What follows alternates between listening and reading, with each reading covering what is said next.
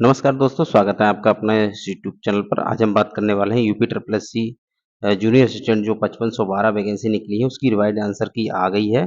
उसके बाद कितनी संभावित कट ऑफ जा सकती है आफ्टर फुल मार्क्स टाइपिंग के लिए। तो टाइपिंग के लिए इसकी संभावित कट ऑफ क्या जा सकती है, उस पर हम चर्चा। तो ये 30 अगस्त को संभाव्य रिवाइज आंसर की इसकी जारी की गई थी, जो 5512 पोस्ट थी उसकी मुख्य परीक्षा के लिए जो आयोजित की गई थी। तो उसकी जो मुख्य परीक्षा हुई थी उसमें जो है उसके लिए 30 जुलाई को जो है उसमें लिखा है दिनांक 3 जुलाई को प्रश्नगत परीक्षा विज्ञापन परीक्षा मानसिक उत्तर कुंजी जारी की गई थी। अगर उस प्रोविजनल थी, उसमें आपत्तियां मांगी गई थी। आपत्तियों के बाद उन्होंने क्या किया था कि वो जारी की थी उत्तर कुंजी। तो उस उत्तर कुंजी में क्या हुआ है कि इसमें कुछ वो प्रश्नों पर फुल मार्क्स मिले हैं लोगों को।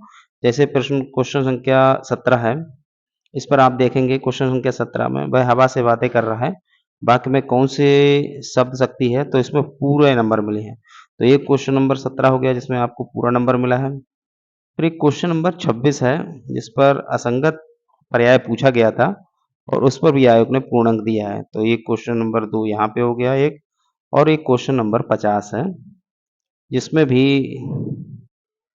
फुल मार्क्स दिया गया है। क्वेश्चन संख्या 50 हम देखे ले रहे हैं, ये है। इसमें पूछा गया था कि संसद कार्य मंत्रालय के आधिकारिक दिशा निर्देशों के अनुसार हुआ संसद किशोर सभा ये 9 से 11th के लिए बारे में कौन सा कथन गलत है, ये इसके लिए भी पूर्ण अंक दिया गया है। अब आइए हम इसमें बात करते हैं कि इसमें अब क्या होगा। तो ये जान लीजिए कि ये 3 नंबर जो सबको मिले हैं, जो फुल मार्क्स दिए गए हैं, उसमें किसका फायदा होगा किसका नुकसान होगा। तो हम यहाँ पे थोड़ा सा डिटेल में बात करते हैं। तो ये 3 नंबर, जैसे मान लिया किसी ने 50 क्वेश्चन इसमें किए हैं और उसने ये क्वेश्चनों में 3 क्वेश्चन ये वाले नहीं किए थे, ठीक है। अब ये अगर क्वेश्चन नहीं कर रहा है बंदा और उसको फुल मार्क्स मिल रहा है तो उसके बढ़ के हो जाएंगे 53। और अगर मान लिया कोई बंदा है, उसने 50 क्वेश्चन किए हैं, उसने ये 3 क्वेश्चन भी किए हैं और उनको काउंट भी किया है, उसके 50 ही हैं। अब ये फुल मार्क्स मिलने के बाद भी उसके 50 हैं, ठीक है। तो यहाँ पे उसे फायदा हुआ है जिसके क्वेश्चन जो है या तो उसने 3 क्वेश्चन ये किए नहीं है या उसके वो क्वेश्चन गलत हुए हैं, ठीक है। जिसके सही हुए हैं जो भी है उससे कोई मतलब नहीं रह गया, उसे कोई फायदा नहीं हुआ। फायदा उसे हुआ जिसने छोड़ दिए हैं, फुल मार्क्स मिले हैं, और जिसने नहीं किए हैं उसे फुल मार्क्स मिला है। तो इसके बाद अब कट ऑफ क्या रहेगी जो टाइपिंग के लिए। तो कट ऑफ के लिए मैं अलग अलग बात कर रहा हूँ। यूआर के लिए, फिर उसके बाद ओबीसी के लिए, फिर उसके बाद ईडब्ल्यूएस के लिए, और उसके बाद एससी और एसटी, और फीमेल के लिए इधर लिख दे रहा हूँ।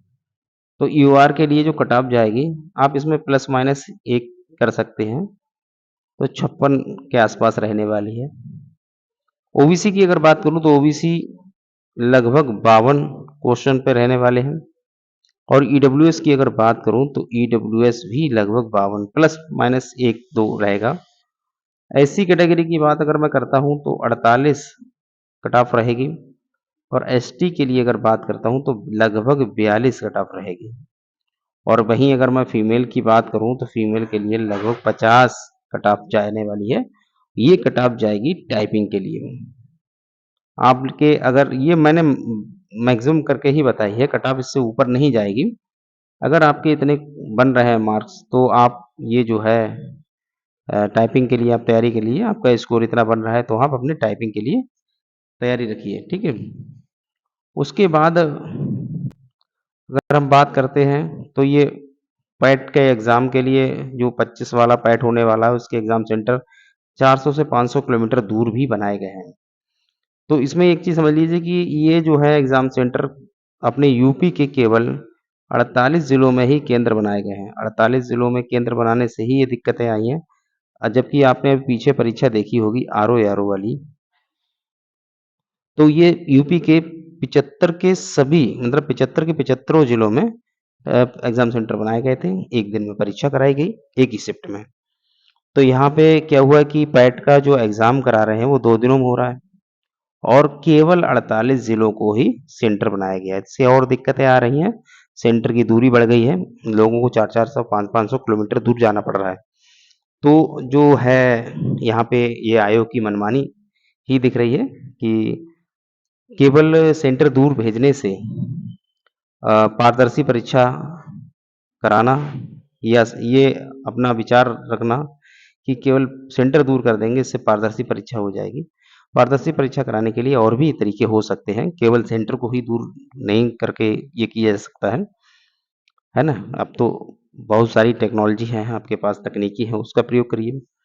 इससे केवल छात्रों को ही दिक्कत हो रही है, जो बेरोज़गार हैं, भागे-भागे घूमेंगे, परेशानी होगी उन्हें। तो जो परीक्षार्थी हैं, उन्होंने फ्री बस की भी माँग की है, फ्री बस सेवा की माँग की है कि हमें 5, 6, 7 जो भी तारीख है हमारी, उससे 1-2 दिन पे इधर, 1-2 दिन इधर, हमें फ्री बस सेवा की सुविधा प्रदान की जाए। तो अभ्यर्थियों की भी माँग जायज़ है। आयोग को इस तरह से नहीं करना चाहिए कि सेंटर इतनी दूर बनाए जाएँ और केवल पैट एग्ज़ाम के लिए ही। ये तो कोई ऐसा हो कि वहीं पर रोज़गार मिल रहा है तब तो ठीक है। एग्ज़ाम देने के बाद शॉर्ट लिस्टेड होंगे बच्चे, फिर कहीं से फाइनल सिलेक्शन होता है। तो केवल एक एग्ज़ाम के लिए इतनी दूर भेजना ठीक नहीं है।